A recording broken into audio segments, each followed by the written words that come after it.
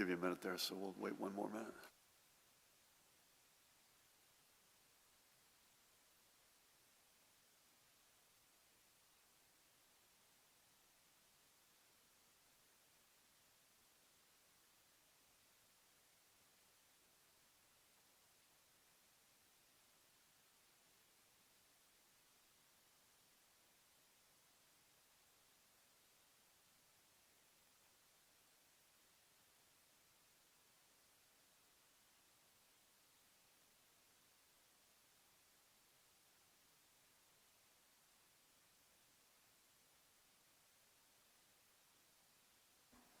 Good afternoon, everyone. Alongside of me is the woman to my right who needs no introduction, the Commissioner of the Department of Health, Judy Persicelli. To her right, the Department of Health's Communicable Disease Service Medical Director, Dr. Ed Lifshitz. Great to have you all here. To my far left, Superintendent of the State Police, Colonel Pat Callahan, a guy who needs no introduction. And to my immediate left, we welcome back Secretary of State Tahisha Way. We have Paramel Garg and a cast of thousands here. As tomorrow is Election Day, I've asked Tahisha to be with us to provide a final update on our efforts to ensure a smooth, secure, and successful election process. She and her team have been working alongside our county clerks and county superintendents and boards of election to protect the rights of every voter, the sanctity of every ballot, and the accuracy of the results. Everyone involved in our elections process, from Secretary Way on down to the precinct level poll workers, takes the importance of protecting our democracy with the utmost seriousness. And everyone who has been playing a role in this throughout the past 9 days of in-person early voting to tomorrow's main event has my deep thanks and deepest respect. So Tahisha, to you, through you to them, thank you, and we'll be handing things off to you shortly. Next, today is November 1st, which means it is also the first day of open enrollment to Get Covered New Jersey, or for Get Covered New Jersey, our state's health insurance marketplace under the Affordable Care Act. The enrollment period for the 2022 plan year will expire on January 31st, 2022, but don't let a moment go to waste and start your journey to affordable health coverage today on day one of the enrollment period, All Saints Day, I might add. And as a reminder, the special enrollment period for those who need coverage now can still take advantage of the COVID-19 special enrollment period, which is running concurrently through the end of the year. Individuals and families looking for affordable and high-quality health care coverage are strongly encouraged to visit getcovered.nj.gov, right there, getcovered.nj.gov, to begin reviewing the plans that are available. And this year, not only are there more options available, but record levels of financial help remain available from the American Rescue Plan and state subsidies. Roughly 90% of residents will find they will qualify for financial support that can bring the cost of coverage down. In fact, the majority of people receiving financial help can access a plan for $10 or less per month. Whether you are looking to renew your current coverage through Get Covered New Jersey or are a first-time buyer through our exchange, everything you need, again, is at one website, and it's that one right there, getcovered.nj.gov. Now let's move on to today's numbers. We'll start, as we normally do, with the latest vaccination numbers as of this morning. You can see at the bottom that the numbers of individuals stepping forward to get their booster shots continues to increase, and we encourage everyone to get that additional protection. We are also awaiting the final support and guidance from the CDC regarding the eligibility of the Pfizer vaccine for children ages 5 to 11. As we noted a couple of weeks ago, the Biden administration has pledged its partnership with states to ensure the rollout of the supply necessary to vaccinate our kids, and we look forward to this plan moving forward. We have the distribution network in place, and we will be ready to hit start the moment we are given the green light, and Judy will give a little bit more color on that. As I've said before, opening up eligibility for our younger kids can be an absolute game changer in our fight against COVID, especially in making our schools safer places, and beyond that, enhancing protection for our families and communities. With that, let's take a look at the latest breakthrough case data provided by the Department of Health's Communicable Disease Service. I'm honestly not going to dwell very long here because it's really just going to make me start sounding like a broken record, but the vaccines work, period. The report card, if we were to give one, based on real-world experience, bears this out. 99% is an A+ any way you look at it. And the vaccines are cumulatively showing this and better across the board. And both in the overall and then preliminary weekly numbers, we continue to see a far greater percentage of new cases, hospitalizations, and deaths from among the unvaccinated than we do from the vaccinated, even though the unvaccinated make up a smaller and smaller minority of residents. And you can see it there. This is the week of October 11th through the 17th. 2,199 cases out of 11,500. Hospitalizations, 24 out of 725, and sadly, 2 losses of life out of a total of 123 blessed souls lost. I know there's really nothing we can say from this table that will lead most of those who remain unvaccinated to change their minds, but these numbers just hammer home the point that the vaccines are safe and that they work.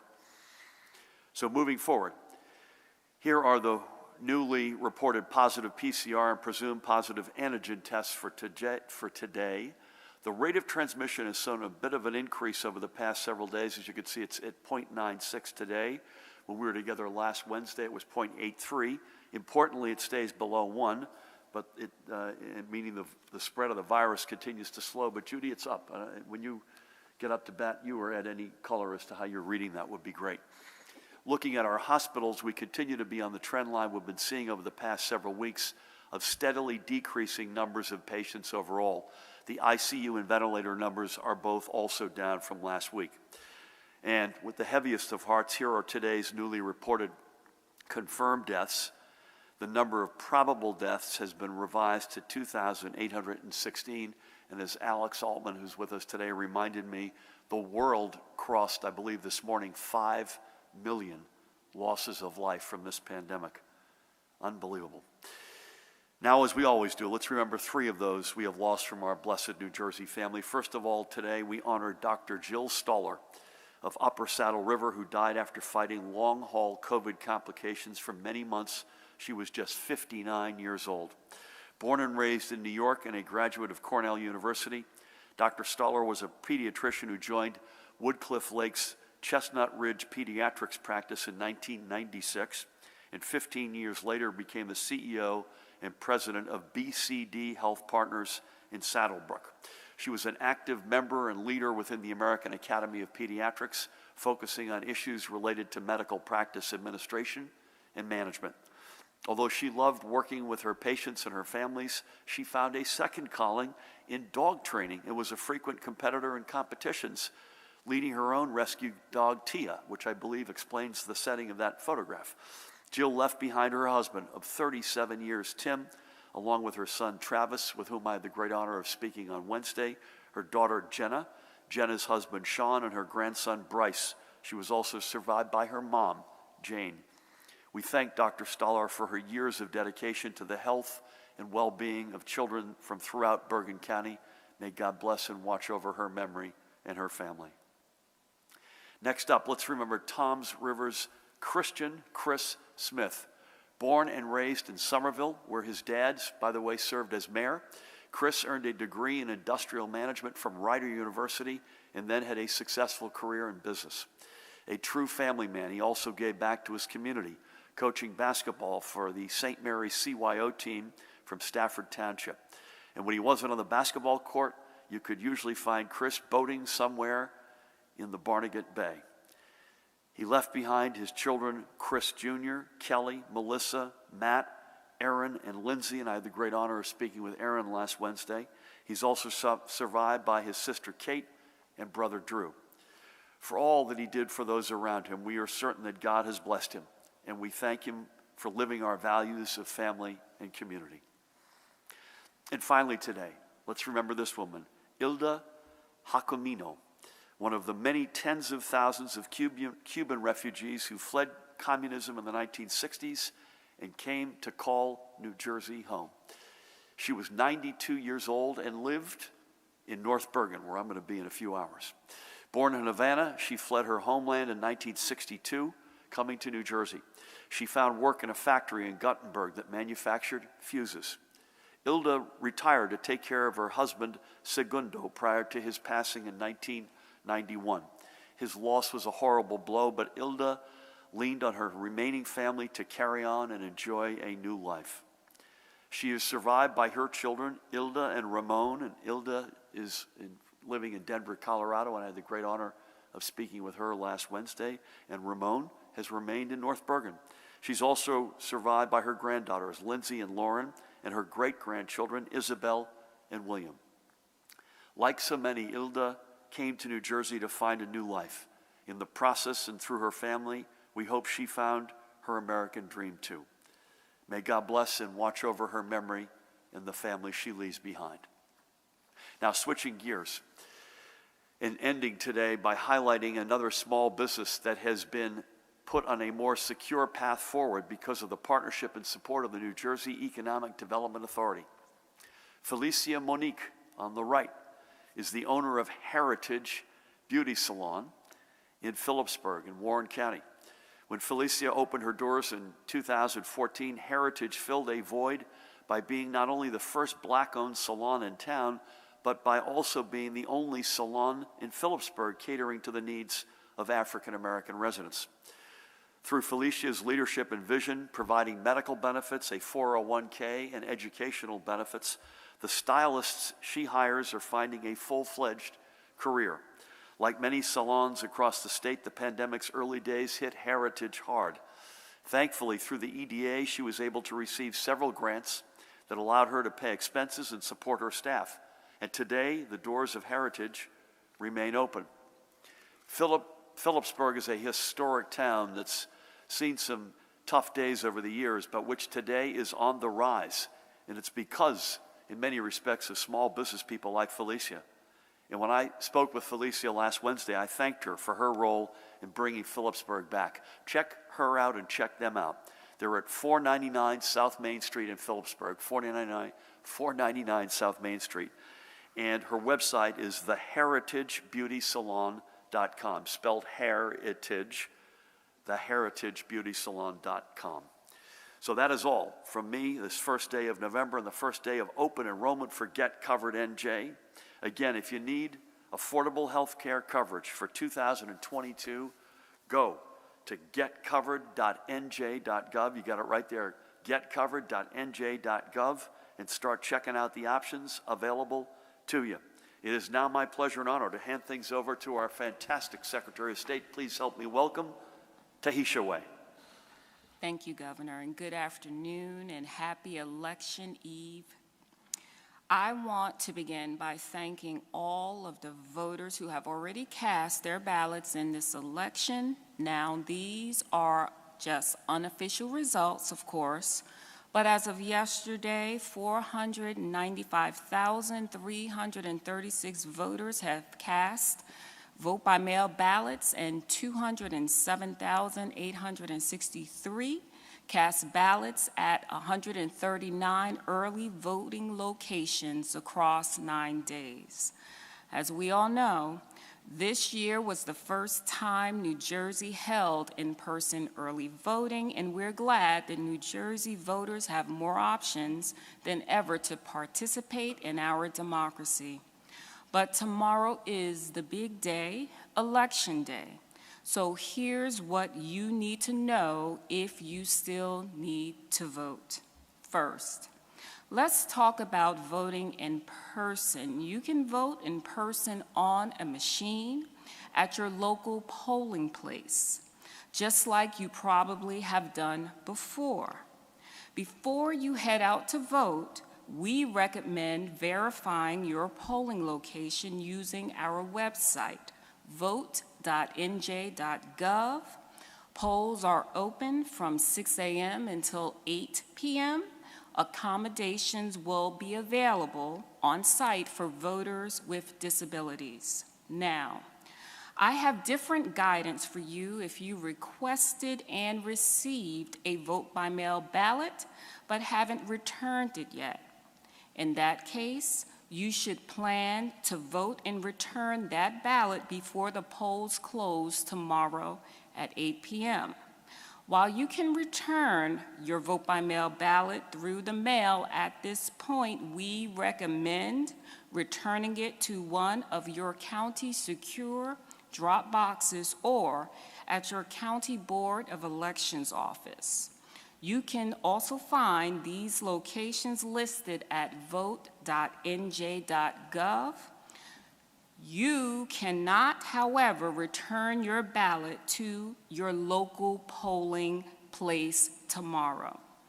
Poll workers there will not be able to accept your completed ballot and cannot be responsible for it. So again, if you are voting a vote-by-mail ballot, make sure you return your ballot via Dropbox or at your local county board of elections office. Finally, if you requested a vote-by-mail ballot and have not received it, or received it and misplaced or damaged it in some way, you can still vote.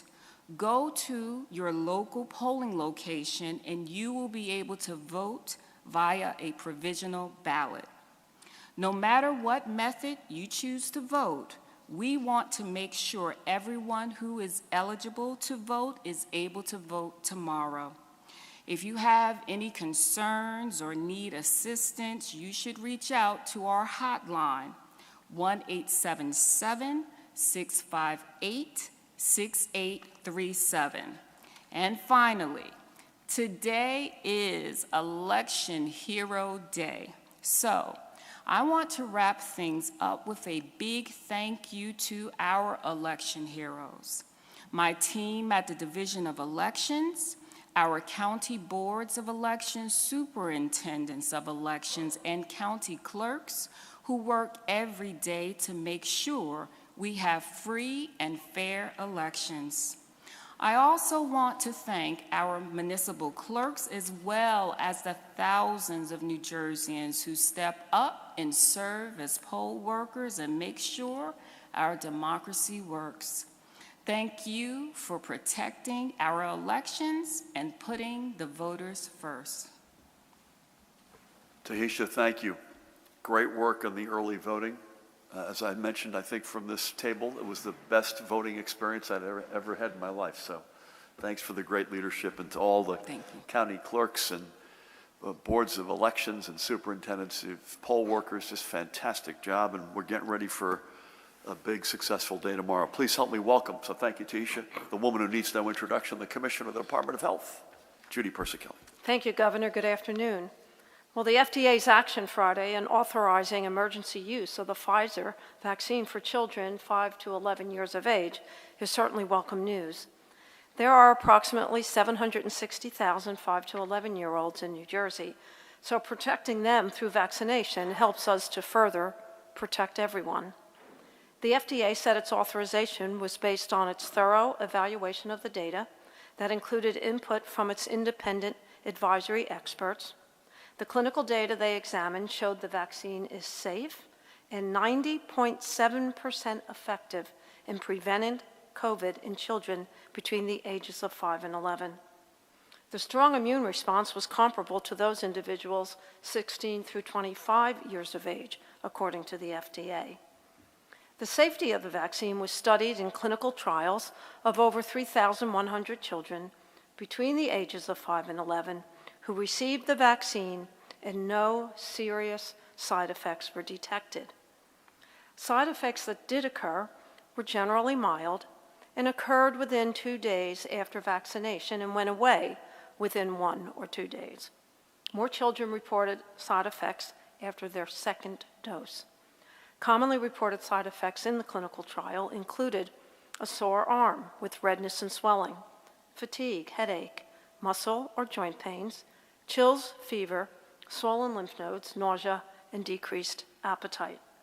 The pediatric Pfizer vaccine is administered in a 2-dose primary series, 3 weeks apart, but it is a lower dose, 10 micrograms, a lower dose than that used for individuals 12 years of age and older, which is 30 micrograms. Acting FDA Commissioner Dr. Janet Woodcock said the FDA's comprehensive and rigorous evaluation of the data pertaining to the vaccine's safety and effectiveness should help assure parents that this vaccine meets the FDA's high standards. Tomorrow, the CDC's Advisory Committee on Immunization Practices will meet to review the data for expanding the Pfizer vaccine for children 5 to 11, with final approval by the CDC expected to follow. We know that parents have concerns and want to do what's best for their children. We also know that COVID does affect children. While case rates are declining across the state and the nation, younger children are now the predominant positive cases, not only in our nation, but in New Jersey as well.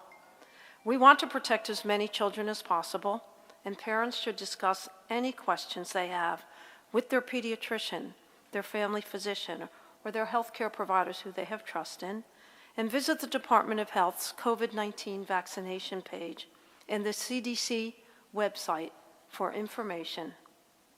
We want children to remain in their classrooms this year, learning, sharing, and socializing with their friends, but doing it safely. The best way to ensure that that continues is to have as many individuals as possible vaccinated, including those 5 years of age and older. The department is actively working with the Department of Education to solicit and support school-endorsed vaccination events by leveraging relationships with schools, local health departments, federally qualified health centers, acute care hospitals, and other vaccine providers in the state. The Department of Health and the Department of Education held a call with the executive county superintendents on October 21st to encourage all districts to hold school-endorsed events. Since that call, the department has received an additional 51 requests for school-endorsed vaccine events across 14 counties. This includes 28 planning to hold events this month. The state has planned for pre-positioning the following pediatric doses in the state. We have ordered 203,800 doses, and more than 230 sites will be receiving those doses. The department has been in daily communication with vaccination providers, helping them to prepare for this next step. The breakdown of vaccination sites receiving pediatric Pfizer doses includes 65 primary care practices, including pediatric practices, 40 independent pharmacies, 37 county and local sites, 35 acute care hospitals, 27 federally qualified health centers, 18 chain pharmacies, 6 other sites including urgent care and university sites, and the Gloucester County mega sites. So at this point, all 21 counties will have sites where PEDS Pfizer vaccine will be available. Moving on to my daily report, as the governor shared, our hospitals reported 712 hospitalizations of COVID-19 positive patients and those under investigation. There is one new report of multi-system inflammatory syndrome in children. Currently, there are 135 cumulative cases in our state. At the veterans' homes, there are no new cases among the residents, and at the state psychiatric hospitals, no new cases among patients at those hospitals. When we look at the daily percent positivity in New Jersey, as of October 28th, in New Jersey, it is 3.61%. The northern part of the state is 2.99%. The central part of the state, 3.97%. And the southern part of the state, 4.53%. So that concludes my daily report. Please continue to stay safe, and let's get vaccinated to protect ourselves, our family, friends, and our children. And I'll pass this over to Colonel Pat Callahan. I was fairly certain the governor was going to kick it to me, but thank you, Commissioner, too. Just a couple quick points. The Fema vaccination canvassers that I reported on last week that we had requested. They were provided training this weekend by the Department of Health. They are positioning for deployment tomorrow throughout the state regionally. They'll be conducting community outreach at the direction of New Jersey Department of Health. These areas initially include Atlantic City, Camden, Trenton, New Brunswick, Patterson, Elizabeth, Newark, and Jersey City. Also, with regards to a little bit of a post-mortem on the storm, we did see some localized flooding in Atlantic, Camden, and Salem counties. Outages, although not horrible, at their peak of the storm, were at 22,136, and as of right before this press conference, they were down to 184. We did see a spike down in Berkeley Township in Ocean County due to a motor vehicle accident on Route 9, which saw more than 1,400 customers without power. And I'll close with regards to Election Day. As we do on every Election Day, our Emergency Operations Center will be activating tomorrow at 6 o'clock in the morning. We will also have our cybersecurity and communications integration cell up and running to monitor any type of cyber threats to the election. Myself, the Attorney General, and the Director of the Office of Homeland Security, Lori Duran, will be stopping by the EOC just to thank those workers for coming in and working on the election. Thanks, Governor. Pat, thanks for pinch hitting for me there. I apologize. Good to see you. Good to have you. With that, we'll take a few questions. We'll start with Sam, and that's you, right? Before we do, I think we're two quickies. One is there's a lot of moving parts this week, so we will be somewhere on Wednesday. We're not sure yet whether it's here or somewhere else, but we will definitely have some kind of a update, and obviously on COVID, but we'll also obviously be doing social and whatnot as it relates to that. And secondly, I think particularly given the Secretary of State is here, I think we're very happy to field political questions, but I'd rather not do them in this forum, if that's okay with you all. So given our proximity to the election. So with that, Sam, take it away. Got it. A few of the pandemic-era executive orders that were left intact by the public health emergency bill in May will expire in a few weeks.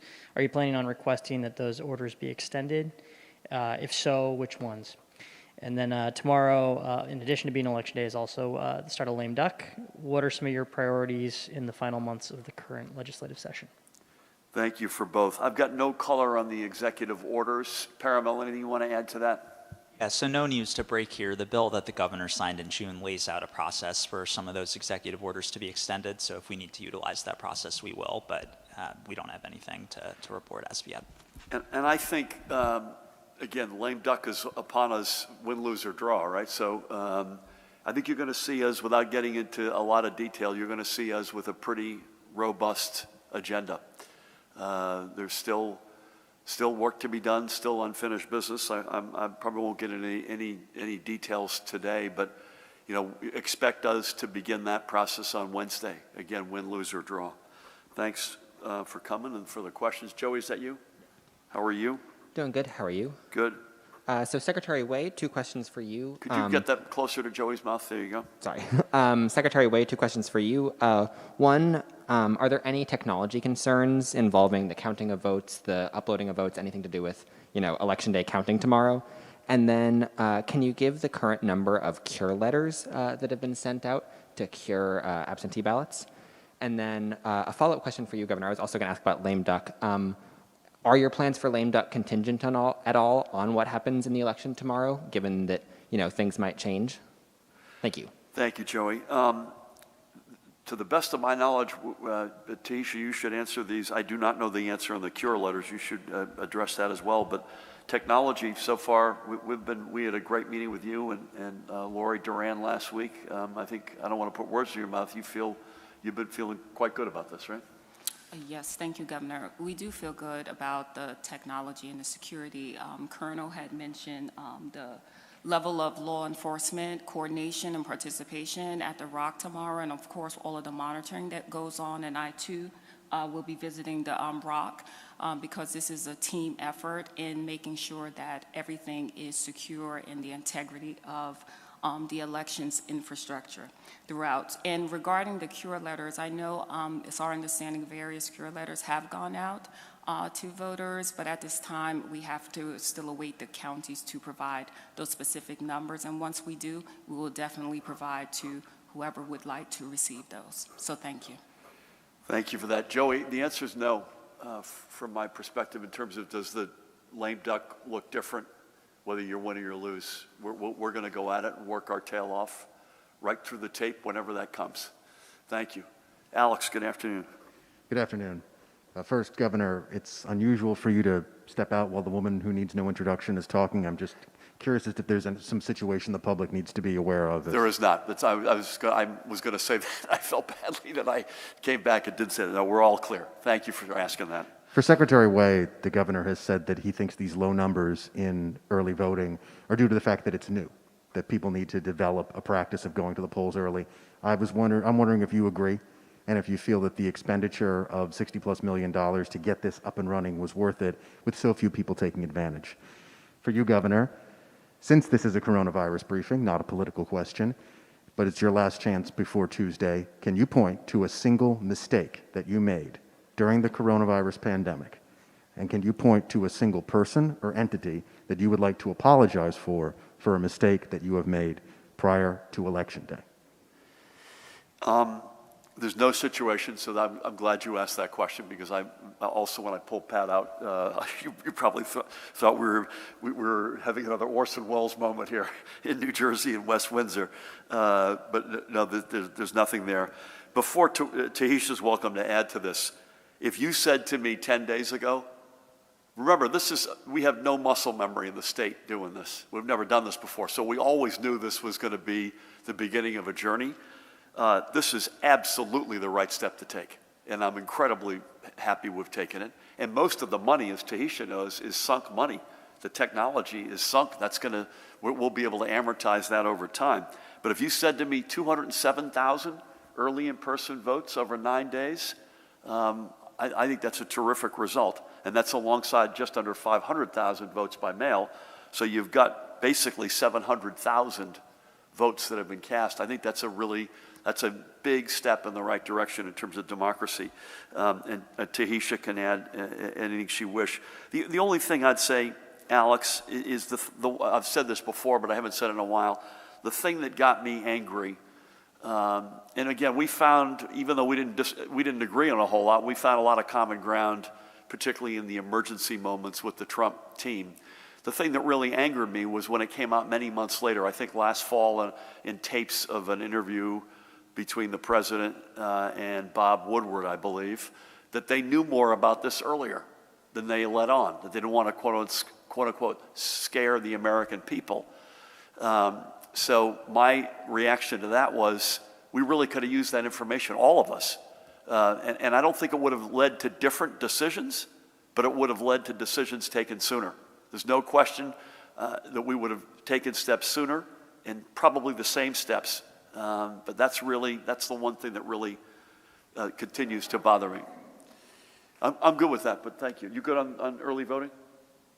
Yeah. Relative to your expectations? Relative, I agree with that assessment, Governor. I also just would, want to underscore that success is really, affording voters all options that to participate in democracy, and of course to modernize our election infrastructure. You look at vote by mail when it first arrived in New Jersey, and you look at how it has increased throughout the years. And that may, of course, be true in terms of how early voting is also going to be. And then just think about last year. If there was not an alternative option to Election Day, let's say the vote by mail in place, it would have made it more difficult for voters to actually cast their ballot and make sure that they were safe in doing so. So it's always good to have these viable options on the table. I used to have the numbers at my fingertips, Alex. I don't have them with me today, but Tahisha makes a very good point. We think of vote by mail as something that's been here forever and for always at this level, and the fact of the matter is it isn't. It hasn't been. And so the numbers that I'm referring to are the uptake in vote by mail, even putting the COVID pandemic craziness of 2020 aside, it's muscle memory that we built over time, and the same thing is true of early in-person voting. So this is a home run as far as I'm concerned. Good afternoon. Good afternoon. Just one for you. My Can you Lord. name your top 3 priorities for a second term if you get a second term? Yeah, listen, I'm kind of, because that gets into how tomorrow turns out. I think you're going to see us doing a lot more of the journeys that we've started and continuing on those journeys. So we want to make sure that we have a state that is growing in the economy and that is fairer for a lot of folks where we haven't been fair in our state's history. And I think we've made significant progress, and I would hope we can continue to make more. But given what's going on tomorrow, I'd rather get into that win, lose, or draw after tomorrow. But thank you for asking. Katie, is that you? Yes. How are Good you? afternoon, Governor. How you doing? Good. How are you? I'm good. Once the green light is given for vaccinations for younger children, what kind of a lag time, if any at all, are you anticipating before administration starts? Do you have any updates on how many state workers and separately teachers are choosing weekly COVID testing in lieu of getting vaccinated? You've started to gather information about COVID cases for students and staff in schools, regardless of whether or not they're in-school transmissions. When can we expect to see that reported on the state dashboard? And my last question, New York State continues to refuse to agree to a federal formula used by 47 other states to allocate federal COVID-19 aid to transit. Will you consider using the so-called nuclear option of vetoing Port Authority board minutes to force New York to agree to use the federal formula so funds can be released and used by NJ Transit? Let me go through these, and Judy, you should weigh in here. In terms of green light, once we get the green light for the kids, we're ready to rock, right? Yeah, we're hoping to get it now that we finally saw the schedule from ACIP today. And they're meeting tomorrow and the next day, but tomorrow's agenda is when they're going to consider pediatric vaccine.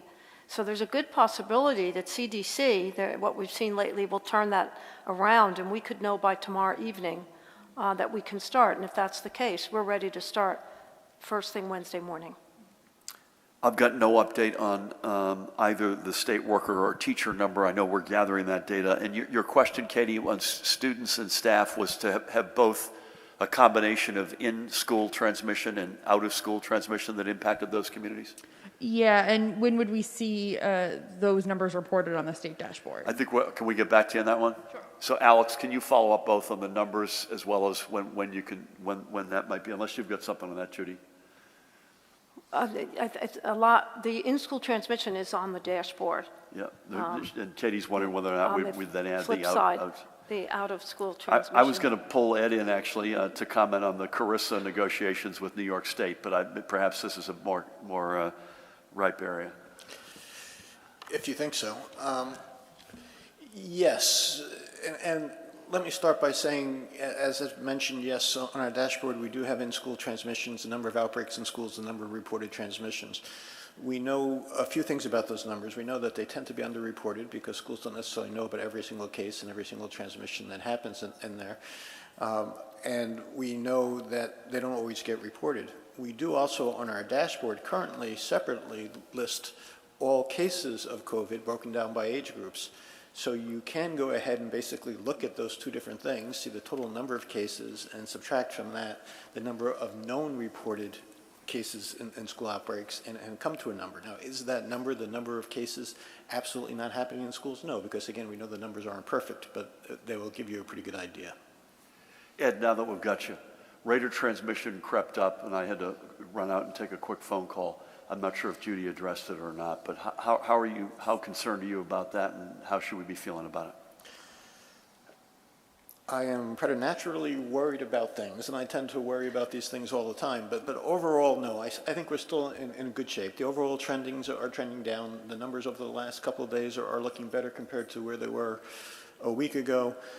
We are seeing improvements across essentially all parts of the state and all age groups to some extent. And the overall trends in our surrounding areas also are following the same general trajectory down. So I think that we have, as we like to say, flattened the curve, and we are going down, and I do think we're going to continue to go down at a gradual pace. And again, the big concern I think we've heard expressed from this table by all of us is colder weather, holidays. We just want to make sure that we're doing the right thing. And again, having the kids' vaccine up and running will be a big weapon for the positive. I've got no news on the New York deliberations, but we're going to make sure that we get our fair share, as we always do, whether it's for a commuter or for the state's budget and the resources that are rightfully due to us. We enjoy overwhelmingly good relations with our neighbors, and that includes New York. Governor Hochul and I were exchanging messages over the weekend, not related to this, but we're going to see each other in a couple of weeks. And I'm optimistic we still get to a good result, but we're going to stand our ground in terms of getting what's our fair share. But thank you. Nikita, welcome back. Let's go to you if we could. Thank you, Governor. So just two today. So at the moment, there are 86 bills on your desk that have been there since June or perhaps even earlier, and about half of them, 46, will become law on Thursday when the Senate meets for a quorum. The remaining 40 will see the same fate on Monday. So I'm just wondering if we should expect to see a flurry of bill signings or vetoes over the next few days. Separately, the Department of Labor has said that its one-stop career centers, might offer unemployment services down the line. I'm wondering how that will impact residents who have been unable to get unemployment throughout the pandemic, and whether you think that change should happen sooner. So good to see you. We got a lot of bills sent our way in June, and so we want to make sure we always deliberate, analyze, and make an informed decision on all these, and they were literally measured in the hundreds. But I'm very confident that we'll meet our deadlines both for the Senate re-adjournment and for the Assembly next Monday's re-adjournment. But so no color beyond that. But and then secondly, I think there's a comfort, Nikita, in I'm looking at you, you're looking at me, and you've got an unemployment issue, and it's weighing heavily on you, and you're frustrated to have an in-person engagement, and I can understand that part, which is why I think that's a smart move by the Department of Labor under Rob's leadership to do that. I think, in fairness, if he were here, he would, I think, make the point that it won't necessarily speed a result that otherwise would have occurred, but it may well give comfort to the person that they've got a name and a face. But I don't know that there's any evidence that it would have speeded up the claim. And as we've said many times, I'll put our record up against any other American state in this pandemic, but that doesn't mean if you're out there and you're frustrated right now that your claim has not been resolved, that I don't have sympathy with that, and therefore I'm frustrated as well. I understand that. But I also said many times, these are in many cases, if not most, if not overwhelmingly most, hand-tailored suits. These are very specific to the individuals. And as it relates to when, I don't have a timetable, but I think sooner is better than later. Obviously, want to do it right, but sooner is better than later. Good to see you. Dave, please take us home. Thanks, Governor. First question, Governor, is for you, Commissioner Persikili, and Dr. Lifshitz. That's right. In that order? Not necessarily, but, Okay. as Dr. Lifshitz mentioned, the COVID metrics are basically in pretty good shape in recent weeks. They're trending in the right direction. We're hearing from a lot of parents that they're a little reluctant at this point to get a shot for the 5 to 11-year-old because of that fact and because of the fact that the clinical trials were significantly quicker than normal. Is that a concern? And is this vaccine any riskier than any other vaccines that are traditionally given to children in New Jersey? And if you had a younger child in this age group, what would you do? And then secondly, for Colonel Callahan and Secretary Way, have there been any election cyber threats or any other kind of threat that we're aware of in any way, shape, or form to this point? And some people are concerned about the possibility, they think, of hacking a voting machine. Is this a concern? Is there any way somebody could hack it, or would you have to literally break into it and change configurations of the mechanics of it? Thank you. Dave, I will start, if I may, on both, and we'll turn to Judy and Ed more importantly for the first, and Pat and Tahisha for the second. I'd just say two things that I know to be true, and I'll leave the rest of it to the experts. Number one, this pandemic, every time you think you got this thing licked, it comes back at you. I'm hoping that those days are over, but just because the numbers are getting better, I would plead with people, don't use that as the excuse not to get vaccinated, including for your children. We do not know the future here. And I wish I could say otherwise. I hope I'm wrong when I say we run the risk that the numbers go back up again when we get inside and celebrate holidays. But specifically, just because the numbers right now are getting better is not reason to not get vaccinated. Secondly, I will say definitively, because Tammy and I have spoken about it, if our kids were still in that age range, we would absolutely get them vaccinated, unquestionably. Why don't we, I'll hold off on cyber and go to Judy and Ed for any more. How risky, is this riskier, Ed, than other vaccines? Should we be concerned that the trials were on a shorter time frame? What can you say to allay some questions and fears out there?